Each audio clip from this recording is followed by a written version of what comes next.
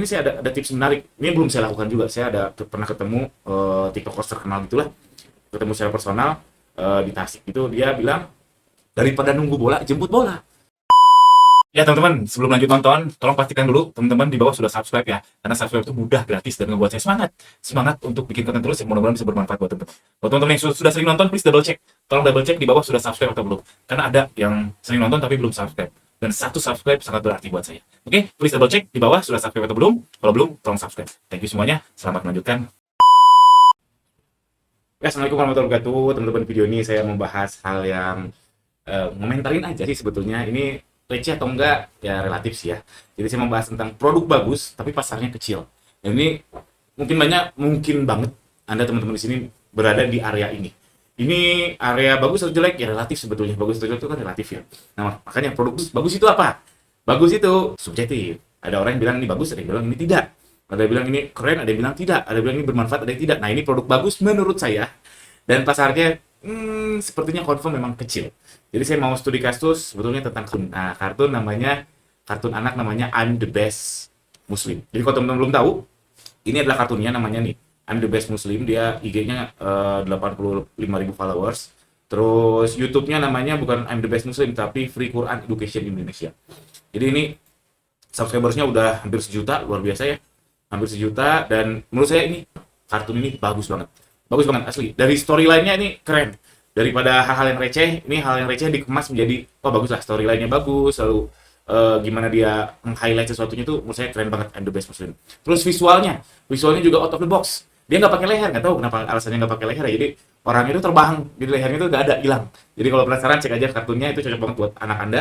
Terus dia bilingual, dia ada visi ke global. Yang dimana kartun Indonesia saya nggak tahu ya, selain dangdut yang go global saya nggak tahu. Kalau kartun Indonesia kayaknya belum ada, kayaknya baru ini kayaknya ya. Mudah-mudahan saya nggak betul, mudah-mudahan saya salah. Jadi dia bilingual. Ada juga kartun yang kartun si I'm the Best Muslim ini versi Inggrisnya, pakai berbahasa Inggris. Wih, keren banget saya pikir. Jadi ini menurut saya I'm the Best Muslim, the best, keren. Cuman marketnya kayaknya kecil. Jadi ini dari sekian banyak kartun anak Muslim, ini mungkin bakal tumbang juga. Kenapa? Kita lihat sejarah aja deh. Kayak Omar Hana. Ini kalau saya googling singkat aja, yang I'm the Best Muslim, terus kanannya ini ada kartun yang mirip-mirip. Ada Omar Hana sama Nusa. Keduanya udah tewas. Kalau Omar Hana kan dari Malaysia ya, nggak tahu beneran tewas atau enggak. Kalau Nusa saya ingat betul ketika mereka bilang udah say bye, alias nggak akan bikin konten lagi. Nggak akan bikin edukasi anak Muslim lagi. Wah, Omar Hana tewas. Nusa tewas. Akankah The Best Muslim tewas juga? Sayang banget. Asli sayang banget. Ya, kenapa saya bilang gitu? Karena Instagramnya posting terakhir ini 10 Maret. YouTube-nya posting terakhir itu 8 April. Oke, ini agak baru. Tapi intensitasnya berkurang jauh. Ini 38, 43 hari yang lalu. Dan ini ya berkurang jauh intensitasnya. Dan saya pernah lihat di salah satu videonya mereka memang menggalang donasi. Karena operasionalnya nggak murah, teman-teman. Saya membayangkan ngerendernya juga ini nggak murah. Talentnya alias videografer, animatornya. Walaupun sekarang era AI, animasi masih jauh lah AI untuk bisa menyamai editing manual ya. Terus devicesnya ya kayak renderingnya, speakernya, mikrofonnya, terus belum lagi aset-aset digitalnya. Yang saya rasa ini nggak mungkin mereka membajak, karena berarti ini dong kalau membajak artinya hipokrit dong. Jadi insya Allah sih saya yakin betul mereka sound effect-nya antara pakai yang free atau bikin sendiri atau gimana. Yang jelas production-nya ini tidak murah sama sekali. Jadi akankah Best Muslim ini tewas juga? Nah, ini salah satu upaya saya walaupun jujur aja ketika saya melihat videonya yang menggalang dana, saya nggak transfer. Memang tidak tergerak aja hatinya. Bagus, tapi ketika ayo donasi, kenapa ya? Nggak tergerak hati saya, jadi saya jujur aja belum transfer. Ya udah deh, karena saya tidak support secara uang. Nah, ini salah satu saya support The Best Muslim adalah dengan bikin konten ini. Mudah-mudahan dari sini ada 1-2 orang yang melihat, oh iya mau support donasi, sehingga The Best Muslim ini lanjut lagi. Jadi yang belum cek aja The Best Muslim, itu keren banget. Kartunya edukasi anak, menurut saya sesuai namanya, The Best. Oke. Nah, ini saya mau komen songong. Ya, jika saya menjadi dia, mungkin ini ada 2 hal yang saya lakukan, dan mungkin banget sudah mereka lakukan, tapi nggak balas atau gimana, saya nggak tahu. Yang jelas ini 2 hal yang saya mau komen songong saya untuk I'm the Best Muslim. Mungkin ya bisa entah kritik, entah saran, ya, atau mungkin buat teman-teman lain yang bukan ranah perkartunan atau permediaan juga mudah-mudahan dapat insight-nya. Itu jualan produk lain, alias revenue stream lain. Jadi angle-nya sama. Itu kan si The Best Muslim udah punya media, udah punya audience. Dan nggak harus selalu menjualkan konten aja, nggak harus dapat revenue streamnya dari ads aja, nggak harus. Kayak saya ini, YouTube saya ini, saya aslinya jualan di Shopee dan saya masih jualan, saya jualan beneran di Shopee. Tapi saya punya banyak revenue stream dari angle Shopee.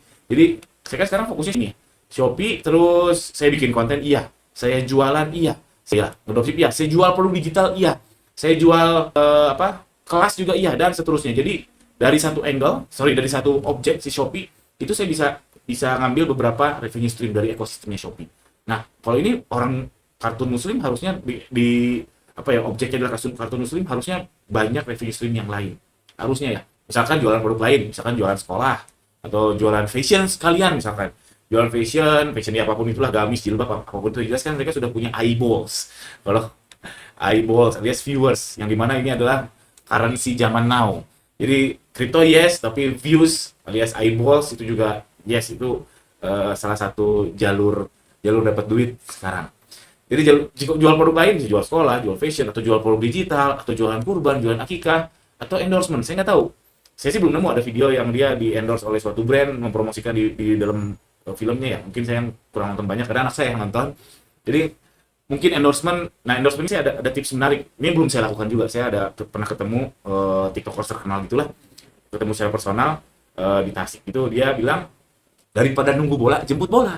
Jadi pitching. Jadi kalau misalkan Anda di sini adalah ya konten kreator apapun itu, Anda boleh-boleh aja kok saja mendatangi suatu brand dan pitching. Alias persentase ini, aku punya ini, followersnya segini, auditnya kayak gini, aku kontennya ini, aku mau bikin konten ini, mau nggak Anda membayar Anda untuk itu?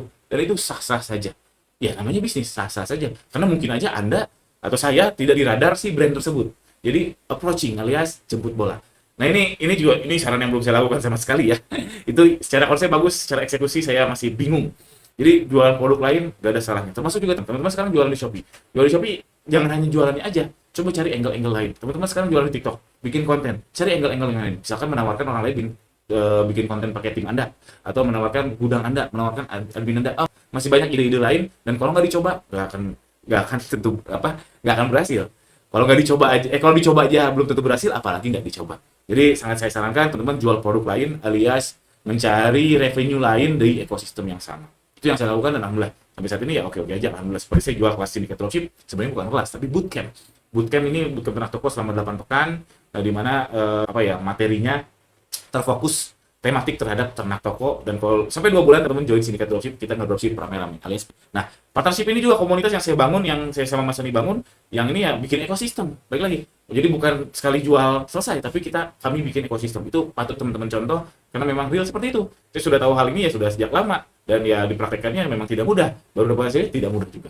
Oke, cobain teman-teman cari angle yang lain di ekosistem yang sama. Mau Anda penjual gamis, penjual jeans, penjual kaos, cobain tetap daerah situ, tapi angle revenue stream yang berbeda. Itu komen songong nomor 1. Komen songong nomor 2, personal branding. Jadi sempat sih ada Pak Ustadznya atau gurunya muncul ketika galang donasi itu, tapi itu cuma sekali aja. Menurut saya sih nggak ada salahnya untuk personal branding untuk saat ini ya. Bahkan saya berpikir harusnya bikin konten itu jadi mata kuliah, wajib. Karena sekarang kita hidup di mana orang yang followersnya banyak dianggap lebih benar dibanding orang yang memang expertise-nya di situ. Jadi saya ya berangan-angan gitu ya, nanti suatu saat ya profesor tuh punya akun YouTube channelnya sendiri, PhD atau ya orang pinter lah, bukan orang pinter dukun ya, orang yang punya expertise memang punya medianya sendiri. Memang sudah ada sekarang, tapi ya sedikit, karena dianggapnya bikin konten adalah orang yang nggak punya kerjaan untuk aktif. Padahal harusnya sama-sama bertarung di perkontenan ini. Dan saya rasa kalau akademisi atau orang yang punya expertise tersebut, niat konten adalah yang memberitahu kebenaran untuk khalayak banyak. Jadi personal branding menurut saya penting banget. Jadi kalau The Best Muslim, kalau kasusnya ini mungkin personal branding layak mencoba. Walaupun betul berhasil, baik lagi dicoba aja belum tentu berhasil, apalagi nggak dicoba, ya nggak? Jadi teman-teman, saran juga buat teman-teman mulai bangun personal branding dari sekarang. Terserah angle-nya apa, mau teman-teman adalah pelatih sepak bola, mau teman-teman adalah tukang bikin kaos, mau teman-teman penjahit, coba aja bikin personal branding. Nanti selambat laun ketemu kok revenue streamnya dari mana, ketemu kok duitnya di mana. Tapi memang lambat launnya itu butuh lambat dan laun, dan butuh konsistensi yang luar biasa. Ya lihat konten kreator terkenal itu konsisten banget. Tapi mereka konsisten karena udah ngerasain duitnya. Yang paling berat adalah konsisten ketika belum ngerasain duitnya. Itu aja teman-teman video ini, mudah-mudahan ada manfaatnya. Jangan lupa subscribe. Assalamualaikum warahmatullahi wabarakatuh.